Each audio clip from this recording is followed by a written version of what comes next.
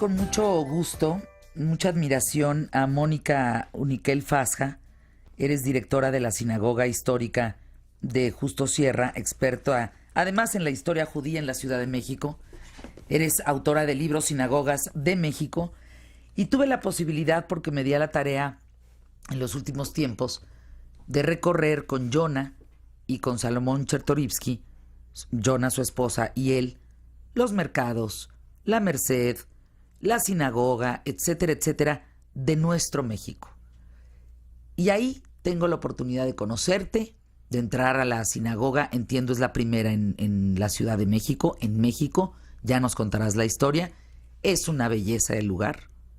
Es cómo se simbran esas paredes frente a la historia de tantos judíos que acudían a ese recinto y siguen acudiendo a ese recinto de manera tan ferviente, ¿no? Tan con esto, con la espiritualidad por delante, ¿no? Con la religión por delante.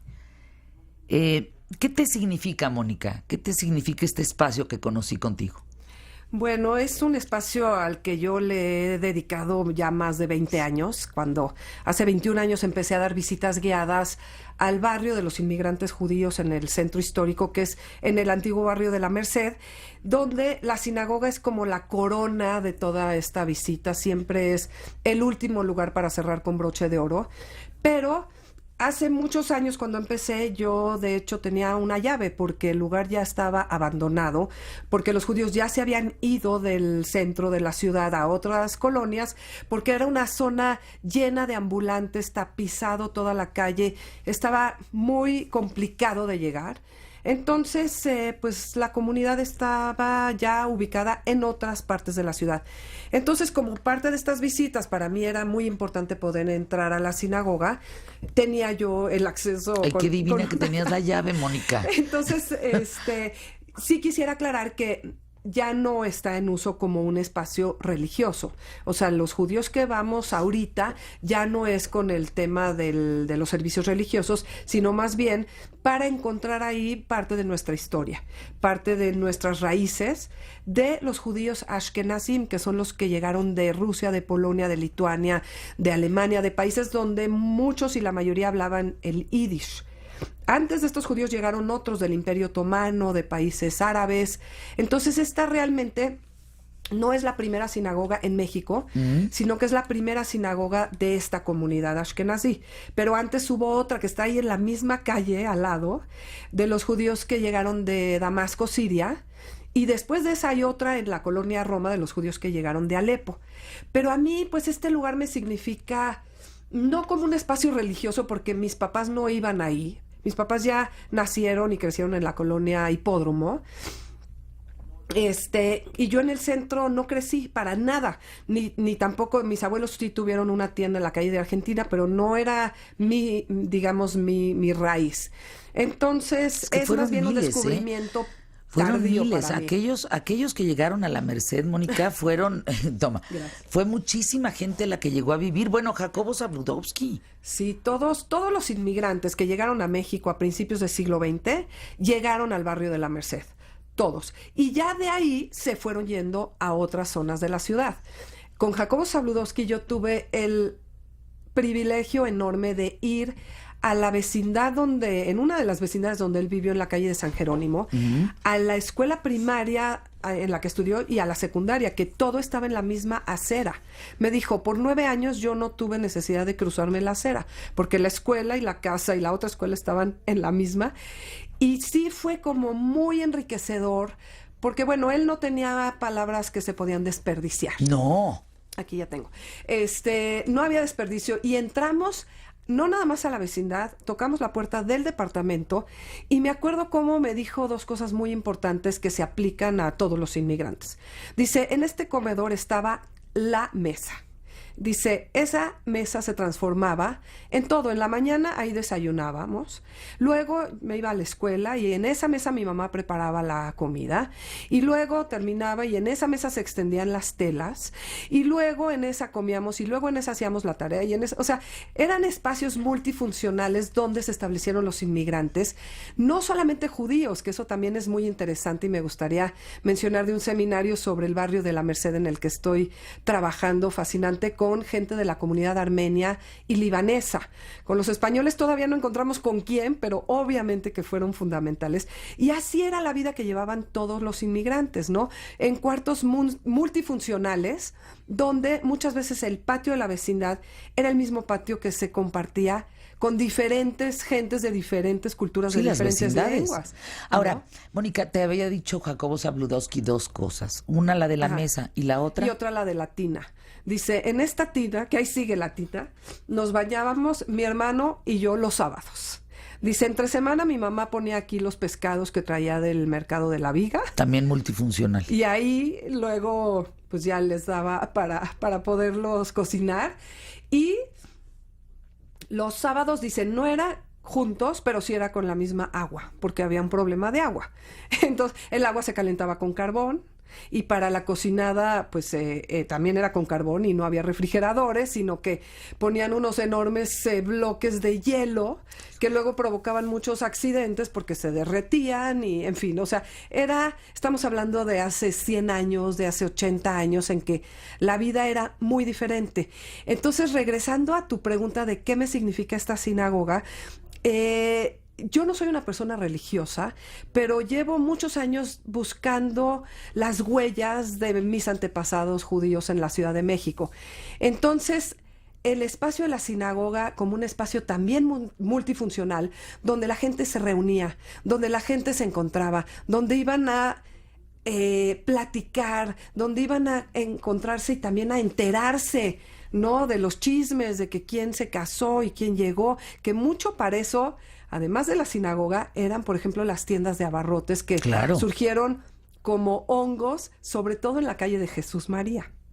Un día yo te voy a invitar para que hagamos este tour, que es fascinante, porque ahí vemos dónde estaban estas tiendas de abarrotes, donde se vendían los arenques, los pepinos agrios, que te digo, era mucho más que un lugar para ir a comprar o a vender. Eran lugares donde la gente se enteraba de las recetas, cómo podían realizar las recetas Era un centro antiguas cultural. con los nuevos ingredientes que había en la Merced, porque Claro. no encontraban todo, ¿no? Eran lugares donde podías decir, ayer me enteré cuando di un recorrido de una persona que me dijo que cuando yo contaba que iban a la Merced y compraban el pollo vivo, lo llevaban a un cuartito de 2x2 donde estaba el shojet, el matarife ritual, que hacía estos pollos kosher.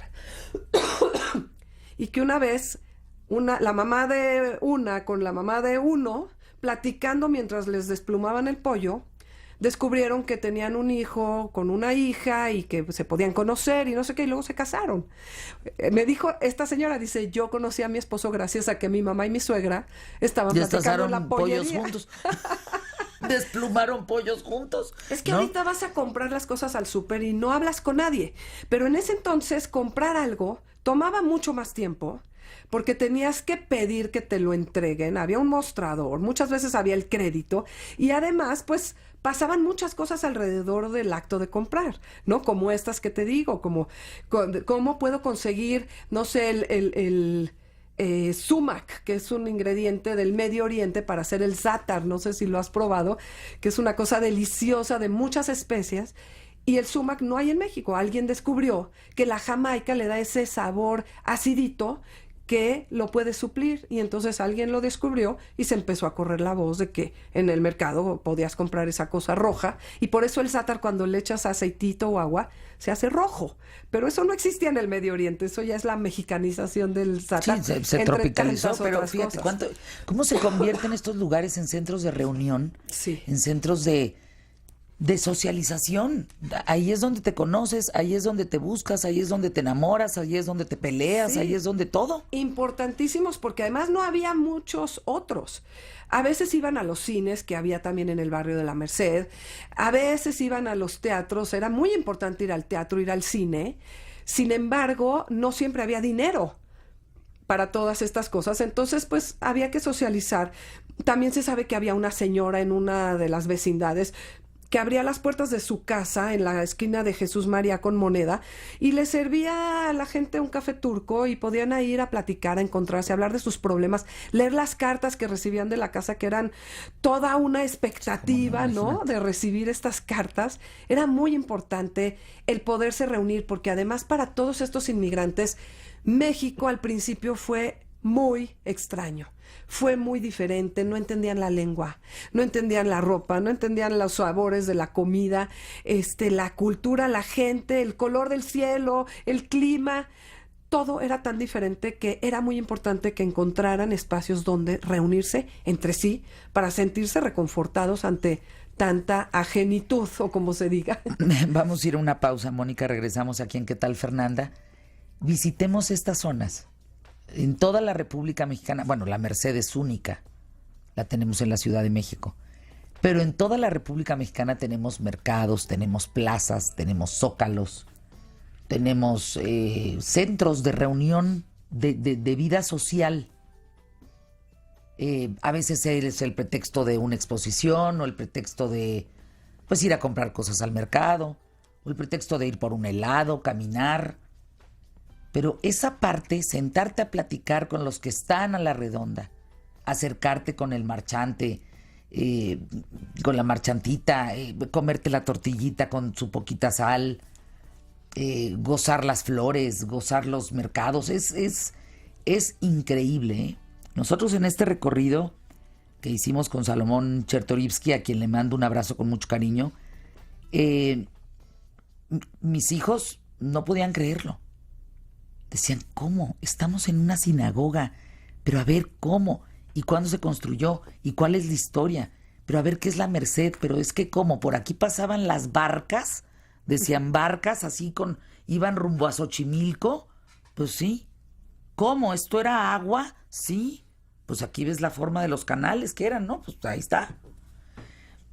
Por ejemplo, un detalle divino que no voy a olvidar es los muralistas, digamos, los grafiteros picudos, pintan un mural. Y entonces los grafiteros de menor nivel ya no le hacen daño a ese mural, porque saben que lo pintó alguien de ellos picudo. Y entonces ya no lo tocan, ya no lo maltratan, ya no lo grafitean, ya no le meten mano, ya no lo destruyen. Y ves unas cosas, unas manifestaciones de arte que dices, ¿qué es esto, caray? ¿Cómo es posible esto? Y así pasas por la primera cantina, llegas al barrio de la Merced y es increíble cómo ves toda la zona, cómo te encuentras la sinagoga, pero también cómo te comes un mango, ¿no? En la calle. Pasas por el famosísimo el callejón de ¿Roldán? Manzanares. El Manzanares, que yo felicito al jefe de gobierno que en su momento estaba en la Procuraduría, a Miguel Ángel Mancera, porque él cerró ese callejón. Él cerró, era un lugar de trata de niñas, pues que los cerdos asquerosos hombres iban y tenían relaciones sexuales con las niñas, y él cerró ese lugar después de 50 años. Y hoy está tan hermoso, testigo de una historia. Hay que vivir nuestro México, de verdad. Creo que a veces estamos demasiado metidos en nuestra monotonía que olvidamos ver lo que nos rodea. Y Mónica nos trae estas historias. Esto de Jacobo es divino, Mónica. ¿Que nos lo cuentes? Sí. Bueno, Miquel Fasja, qué gusto, de verdad, qué gusto que estés aquí. Te pregunta Cintia, oye, yo quiero contactar a Mónica. ¿Dónde? ¿A qué hora? ¿Cómo? Danos los datos, Mónica, por favor. ¿Y sabes qué? Sí, invítanos a la sinagoga. Bueno, todos están invitados a la sinagoga desde ya.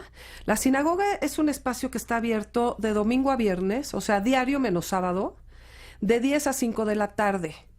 Está abierto a todo público, no necesitas nada en especial, no necesitan más que llegar, van a encontrar las puertas abiertas y la entrada es libre, y en la entrada tenemos unas visitas autoguiadas para que se den la vuelta y entiendan dónde están y los va llevando de la mano por todo el recorrido. Pero si quieren una visita guiada, tenemos organizadas el primero y el tercer domingo de cada mes a las 11:30, y tenemos visitas guiadas organizadas al barrio de los inmigrantes judíos el segundo domingo de cada mes a las 10 de la mañana. Estas sí tienen un costo, pero que realmente es para apoyar a la sinagoga, porque los que trabajamos ahí somos voluntarios y necesitamos encontrar los medios de que esto se siga manteniendo. De todas maneras, les dejo todos los datos. El correo es sinagogajustosierra@gmail.com. Tenemos un Facebook que es Sinagoga Histórica Justo Sierra 71, o el mío personal que es Mónica Uniquel. Y el teléfono 5522-4828. Además de las visitas guiadas, tenemos actividades ya todo el tiempo. Por ejemplo, ya tenemos 3 años que entramos a las noches de museos, que es una actividad que organiza la Secretaría de Cultura, y que el último miércoles de cada mes tenemos actividades muy especiales, muchos museos, en las noches. Entonces es padrísimo. La última, por ejemplo, como era dedicada a Día de Muertos, y los judíos no hacemos ofrendas, entonces tenemos una exposición que va a estar todavía hasta fin de año, con fotografías de Claudia Nierman sobre los cementerios judíos de México. Está preciosa la exposición, está en el patio, y yo los invito a verla. Por otro lado, la próxima noche de museos, que es el 30 de noviembre, es la segunda jornada por la inclusión. Entonces, todos los museos, algo vamos a hacer vinculado a la inclusión de personas con alguna discapacidad. Entonces, ve qué padre. Tenemos de vecinos a la Escuela Nacional de Ciegos, y ellos tienen la carrera de masoterapia, o sea, de masajes. Entonces, van a venir los masajistas que no tienen, que no ven, digamos, los invidentes, a dar masajes a la sinagoga. También hay unos que hacen acupuntura. También van a venir del grupo Kadima, que es un grupo de la comunidad judía, y nos van a enseñar una canción en la lengua de señas. Y vamos a cantar con ellos. Y además vamos a dar visitas guiadas para todos. Algunas van a ser a ciegas, ¿no? Mucho tocando los muros de la sinagoga. Y es el 30 de noviembre a las 6:30 de la tarde. En esta ocasión empezamos un poquito antes porque estas personas necesitan que sea más temprano. Algunos de los que van a venir de los ciegos son externos, o sea, porque también tienen gente que duerme ahí. Entonces nos pidieron que sea más temprano. Pero por otro lado también... Hay que adorar entre la tos, los talleres, Te duele horrible, ¿verdad? Me duele el pecho de tanto toser, pero bueno, no hay que perder tiempo en eso, no importa. No, claro, por supuesto que sí, claro, oye, pues la salud importa. Lo que luce muchísimo en la sinagoga también son los conciertos. Y el 11 de diciembre, imagínate un concierto ahí adentro. Es que para los que no la conocen, es un recinto. De verdad, es un recinto bien bonito. El techo está completamente pintado de 1000 colores. Tiene muchísima luz. El paraíso, El piso es de madera, un mural del paraíso precioso. Y entonces ahí adentro, rodeados de estos muros, hacemos conciertos. El 11 de diciembre va a regresar Jaramar, que canta... ¡Qué bárbara! Extraordinariamente. No, Jaramar, ¡qué bárbara! Jaramar es una joya de mujer. ¡Qué belleza! Tiene un nuevo espectáculo que se llama Toda mi vida Osamé, en ladino, o en la lengua de los judíos expulsados de España, en español y en francés. Es música medieval, con 2 músicos extraordinarios, y va a estar precioso el 11 de diciembre a las 12:30. Increíbles todo el tiempo. Todo el tiempo, de verdad. El teléfono es 5522-4828. Sí. Y ahí les pueden dar informes, y en el correo electrónico que ahí les contestamos en cualquier momento. Ahora, ¿quiénes van a visitar la sinagoga? De todo. Tenemos un banner en la calle que muchísima gente que va al mercado. Tú hablaste mucho de los mercados. El que nos queda pegadito es el de Miscalco. Bueno, mucha gente que va al mercado de Miscalco, que va a hacer sus compras, se detiene y dice, ¿qué es esto?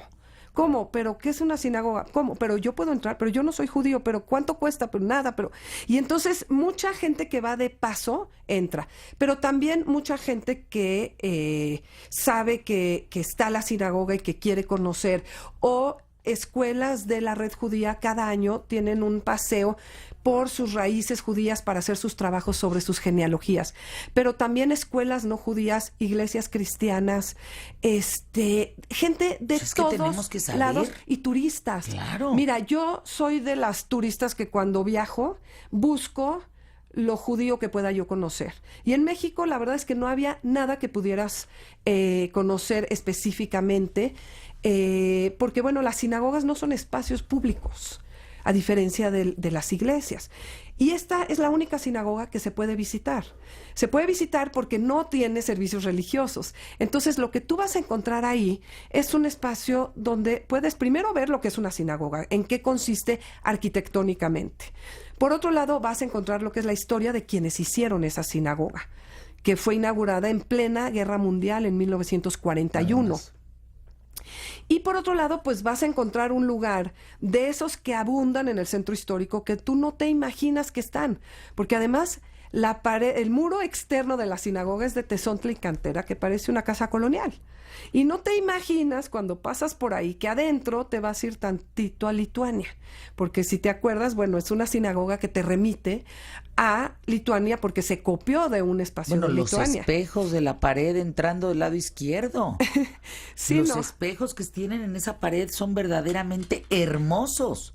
Es que se hizo una imitación de esta otra sinagoga porque los judíos querían sentirse en lugares que les eran familiares. Uh-huh. Entonces, en ese sentido, fue muy interesante, es muy interesante para la gente que se adentra por primera vez, porque lo agarra totalmente de sorpresa. Sí, te agarran en curva. Y creo que no he dicho cuál es la dirección. Creo que la gente no sabe que está en Justo Sierra 71, ¿o sí? Es parte de nuestro nombre porque se llama Sinagoga Histórica Justo Sierra 71, que esta es la calle que es continuación de Donceles y está a 1 cuadra y media del Colegio San Ildefonso. Lo que queremos es que... una caminata, de verdad, se los digo. Ya lo hice. Lo que les estoy diciendo ya lo hice. Y ha sido uno de los mejores domingos de nuestra vida. Vida en familia. Es que íbamos el varias centro te familias, sorprende. un grupo increíble, de verdad increíble para ver las iglesias a la redonda, el barrio de los judíos. Hoy estás hablando de 30,000 judíos en México, ¿no? Más o menos. 44,000. 44,000. Sí. ¿Pero cuántos había en ese tiempo? Pues a lo mejor había unos 10,000 entre todas los orígenes. Sí, se sabe que para el año 1930 había aproximadamente 10,000 judíos, 9,000 y pico. Y pues de ahí se fueron reproduciendo a lo que somos ahorita, que se ha mantenido el número bastante estable. Estable, pero además parece que son millones. Exacto. Es una comunidad tan pequeña, pero nadie lo puede creer. No, bueno, cuando tú dices en México, yo, a ver, les hubiera dicho cuántos judíos hay. En México me hubieran dicho, pues no sé, mi Fer, 3 millones, 4. Sí, no, 44,000. Por lo menos uno sí. Cabemos casi 3 veces en el Estadio Azteca, eso es la comunidad. Es nada. Y ya fuera de la Ciudad de México, pero la fortaleza hay pequeñas tienen, comunidades. No. Hay una presencia muy importante, de judíos en todas partes y por todos los medios, y por eso es que la gente piensa que es mucho mayor. Pero todo empezó en esas calles del centro y la verdad es que sí es muy entrañable adentrarse a todas estas vecindades que además cada vez hay menos y eso a mí me da mucha tristeza. Les están construyendo cosas. Ahora hay vecindades pero de ricos.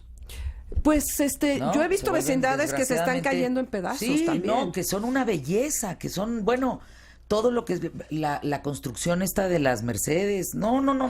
Bueno, es que ustedes iban con el top número 1 de que se sabe la Merced, que es Jesús Rodríguez Petlacalco. Jesús una maravilla. Es una eminencia en la Merced. En conocimiento de la Merced. Porque nadie puede entrar a la Merced, al claustro. No, es que es una belleza. Pero con él entras. No, es una belleza y este hombre es una eminencia. Sí. Y tú en el tema de la historia judía en México, otra eminencia, la sinagoga. ¿Qué significa? ¿Por qué están construidas así? Todo el tema arquitectónico, ¿qué onda con el paraíso? ¿Por qué el paraíso si no tiene que ver con la Biblia? No. Es que hay tantas cosas que... Se te quita lo tarugo, por lo menos. De verdad, con gente, yo le decía a Salomón Chertorivsky, le decía a Salo, gracias por darnos esta oportunidad, sobre todo a los niños. ¿Viste la cara de los niños? Ay, sí. Estaban embrutecidos todos. Sí, es que el centro... Sácalos de la televisión. Es una caja de sorpresas. Sí. Mi actividad favorita es perderme en las calles del centro y ver qué encuentro. Y siempre encuentro algo que nunca había visto. Ya tengo más de 20 años perdiéndome por las calles, cada vez tengo menos tiempo y me frustra, pero cada que puedo sigo haciendo ese ejercicio porque es muy, muy enriquecedor y muy divertido. Dicen, ya no les dicen vecindades, ahora son condominios horizontales. Pues te digo, y es de tal riqueza de lo que estamos hablando. Sí. Es increíble. Yo acabo de tener la oportunidad de ir, y lo estoy haciendo seguido, cada vez que puedo, de ir con gente que ahorita tiene más de 80, 85 años, a las vecindades donde vivieron con una cámara para filmarlos y que nos platiquen cómo era la vida ahí. ¡Ay, qué Y belleza! entonces, por ejemplo, me enteré de una señora que vivió en una vecindad en Guatemala 90, que es un edificio de la UNAM, que fue la primera escuela de minería en la Nueva España. Y ella se acuerda de los talleres de costura que había en el edificio de enfrente que tenían. Ella se asomaba al balcón y en el edificio de enfrente se acuerda que estaban las mesas con las máquinas de coser y eran puros inmigrantes judíos cosiendo. Y se acuerda de las posadas navideñas que ocurrían en el patio de la vecindad, que nunca habían visto algo así los judíos. Y ella le enseñó a sus amigas judías que no vivían en vecindad todos los juegos que aprendió ella en el patio con sus amigos que no eran judíos. Entonces hay tantas cosas que nos dicen esos espacios, porque además los judíos vivían al lado, a lo mejor en el 1 eran libaneses y en el 2 eran chiapanecos que emigraron a la ciudad, y en el 3 eran españoles, y en el 4 eran judíos libaneses, pero en el 5 eran de Hungría. O sea, son historias compartidas. Que no se terminan, No, hombre, porque es la historia viva. Yo cada vez que doy un recorrido agrego algo más, o que me dijeron, o que traía yo de la última vez que entrevisté a alguien. Entonces es muy Háblenle padre. a Mónica. Si hay alguien que nos escucha que sabe de alguna historia en una vecindad, háblenle. Hablábamos de la sinagoga Justo Sierra, una sinagoga histórica para México. Tenemos mucho más que platicar. Vuelve al programa. Hay mucho que compartir a través de los micrófonos. Para quien te escuchó, Mónica Uniquel, tus datos nuevamente, por favor, porque van a querer ponerse en comunicación contigo y también de la comunidad española, para que sepas, digo, si hay un liderazgo en la comunidad española, pues que se comunique contigo, ¿no? Claro, porque estamos trabajando en un seminario sobre la Merced y la vida cotidiana, armenios, judíos, libaneses, y necesitamos españoles que se unan. Mi correo y el de la sinagoga es sinagogajustosierra@gmail.com. También me pueden escribir por Facebook a Mónica Uniquel, con K de kilo, o también al Facebook de la sinagoga, que es Sinagoga Histórica Justo Sierra 71. Y con muchísimo gusto yo les contesto cualquier correo y me encantaría verlos por allá. En verdad creo que lo van a disfrutar. Vale la pena, ¿eh? Se los digo de verdad, Mónica, vale mucho la pena caminar por esas calles, detenerte en la sinagoga, irte al mercado.